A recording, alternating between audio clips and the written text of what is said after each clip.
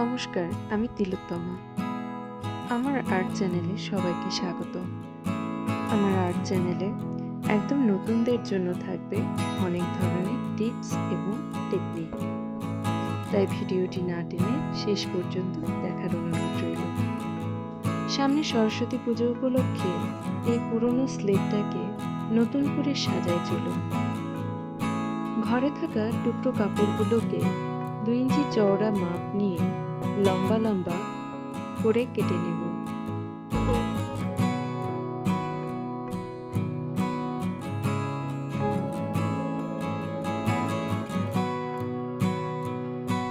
একটা কাটা হলে একই মাপ ঠিক রাখার জন্য ওটাকে অন্য আরেকটি কাপড়ের উপর রেখে এমন করে মাপ দিলে আর স্কেলের দরকার হবে না।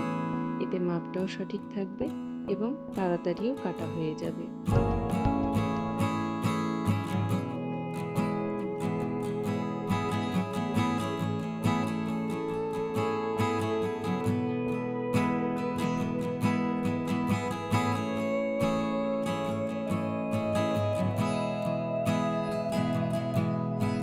স্লেটের মাপ অনুযায়ী আমি অনেকগুলো লম্বা স্ট্র্যাপ কেটে নিয়েছি।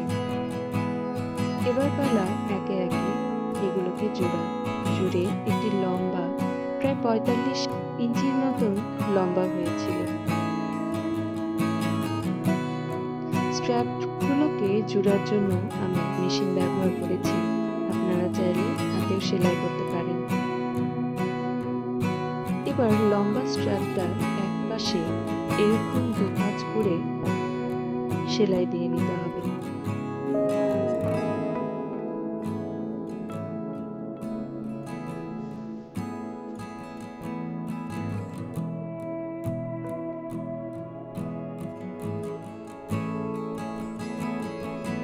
এক পাশে দুভাঁজ করে সেলাই হয়ে গেলে এরপর অপর প্রান্তে সবচেয়ে বড় নাম্বারে নিয়ে বড় বড় করে সেলাই দিয়ে নিতে হবে এবং দুপাশে লম্বা দুটো সুতা রেখে দিতে হবে, যেন সুতা ধরে টান দিলে একটা কুচির মতন তৈরি হয়ে যায়।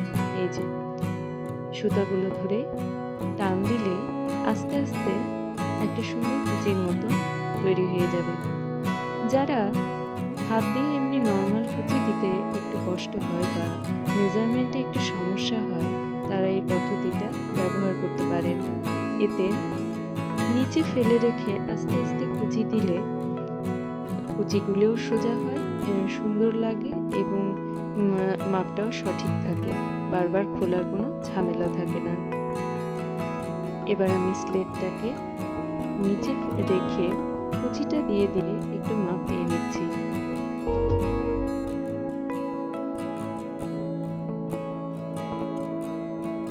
মাপ দেওয়া শেষে স্লেটটাকে ভালো করে ধুয়ে মুছে এবার আঠা দিয়ে জুড়ে দেব।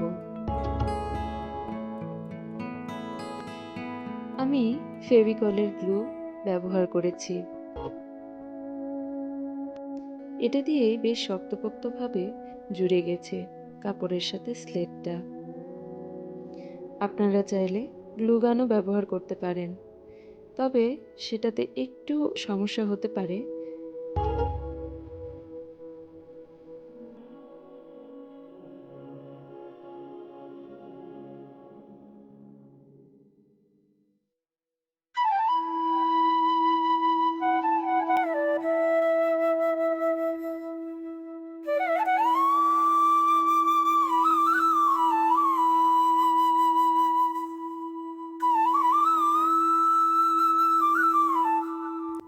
আস্তে আস্তে চেপে চেপে জুড়ে দেওয়া শেষ হয়ে গেল।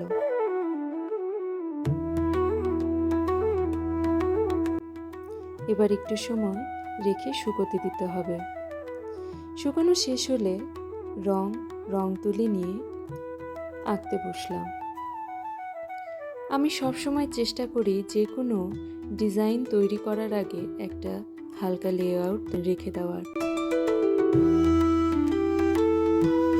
এতে কি ডিজাইন করছি সেটাতে কোনো সমস্যা হয় না বা কোনো ভুলভ্রান্তি হওয়ার সম্ভাবনাও কম থাকে।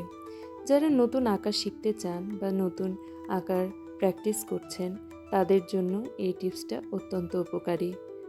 আপনারা যে কোনো জিনিস আঁকার আগে একটা সামান্য লেআউট করে নেবেন। লেআউট করে নিলে একটা সামান্য আইডিয়া থাকে যে আপনি কোন পথে যেতে চাচ্ছেন। এটা অনেকটা এরকম যে আমি কোথাও যাওয়ার আগে টিকিট কাটছি। টিকিটটা কাটা থাকলে আমাদের গন্তব্য যাওয়া নিশ্চিত থাকে, কোনো ঝামেলা হয় না।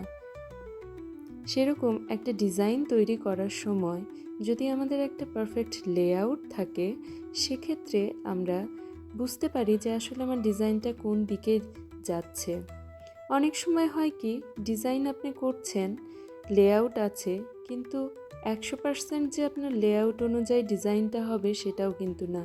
আর্টিস্ট অনেক সময় নিজের মনের মধ্যে থেকে অনেক ধরনের ডিজাইনের পরিবর্তনটা করে, তবে ডিজাইনটার ভুলভ্রান্তি হওয়ার সম্ভাবনা কম থাকে।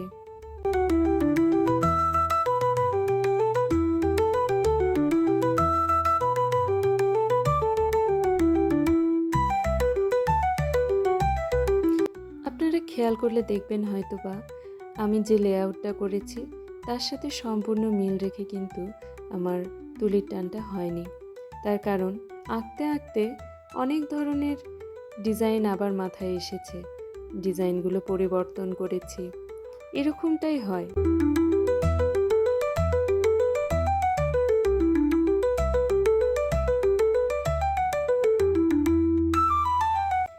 এবার আসি নতুনদের জন্য কিছু টিপস নিয়ে। আপনারা যারা নতুন রং তুলি দিয়ে রং টানতে ভয় পান বা হাত কেঁপে যায় বা লাইন এবড়ো থেবড়ো হয়, তাদের জন্য একটা সহজ টিপ। আপনারা স্কেল ধরে ধরে রং তুলি দিয়ে প্র্যাকটিস করতে পারেন।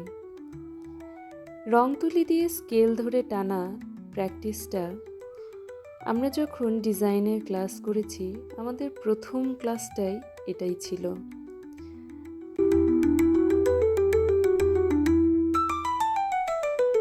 আপনারা যদি দেখতে চান কিভাবে রং তুলি দিয়ে স্কেল ধরে সোজা লাইন টানা যায়, সেক্ষেত্রে আমাকে কমেন্ট করবেন। আমি পরবর্তী ভিডিওতে এটার একটা ফুল টিউটোরিয়াল দিয়ে দেব।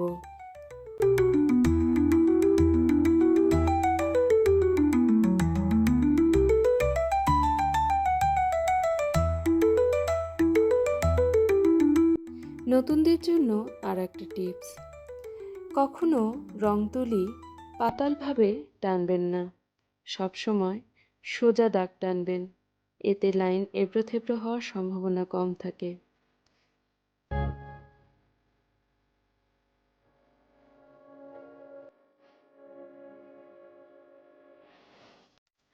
আজ অনেক বছর পর যেহেতু রং তুলি নিয়ে বসেছি, মনে হচ্ছে আমার যেন আবার হাতেখড়ি হয়ে গেল। ছেলের জন্য হাতেখড়ির স্লেট আঁকতে আঁকতে মায়েরও হাতেখড়ি। কি অদ্ভুত না বিষয়টা?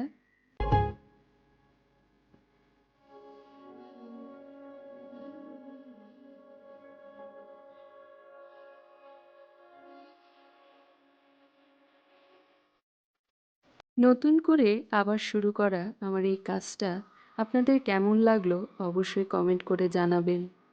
আরও নতুন কোনো আইডিয়া থাকলে কি ধরনের কাজ আপনারা দেখতে চান বা আর কি ধরনের ভিডিও আমি করব, আপনারা শিখতে চান, যা আপনাদের জন্য একটু উপকারী হবে, আমাকে কমেন্ট করে অবশ্যই জানাবেন।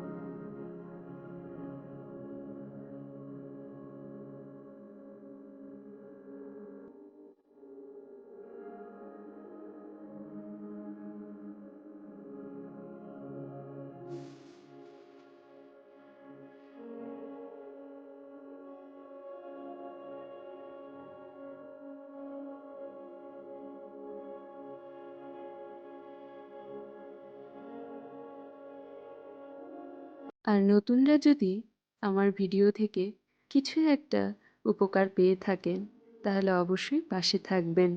আমার আরও নতুন নতুন অনেক ধরনের কাজ দেখার জন্য আমার পাশে থাকবেন।